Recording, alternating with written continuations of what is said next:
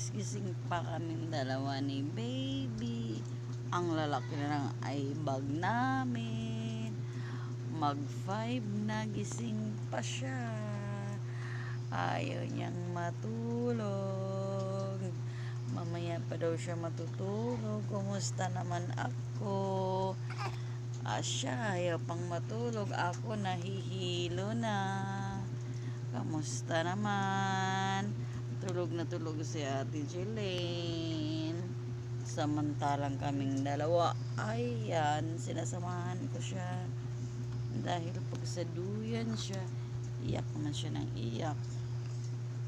Ayan, gusto niya nakaupo lang kaming dalawa. Ayaw niya humiga. Kumusta naman, Maricoy? Kumusta? Anong oras ang tulog mo niyan? Ha? Mga ngaswang ka ba? Ano? Huwag kang mangdamay, Mari, ha? Huwag mong idamay siya ako. Antok na po ako. Ikaw, ang laki pa ng mata mo. Kamusta naman, ha? Ayaw niya kasing matulog eh. Ayaw niya sa duyan, iyak siya ng iyak. Ayaw niya nung humiga kami. Gusto niya, nakaupo lang kaming dalawa. Ganyan lang, dadamay pa ako. Ano na, te? Ha, huwag kang mangdamay kung hindi ka matutulog. Huwag kang mangdamay, ha? Sinipon na ako niyan.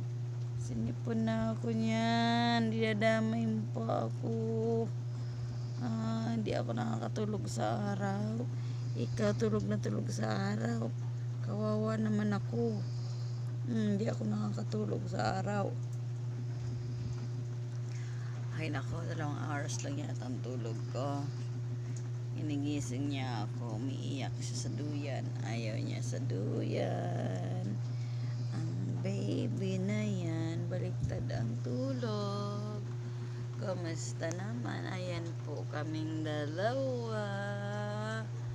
Nakaupo lang. Hindi pa daw kami matutulog. Damayan ko daw siya. Bye guys. Magbabay ka na. Bye guys. Hindi pa kami matutulog guys. Bye bye. Bye. Bye bye. Mag-smile ka dun. Mag-smile ka sa kanila. Smile. Bye bye.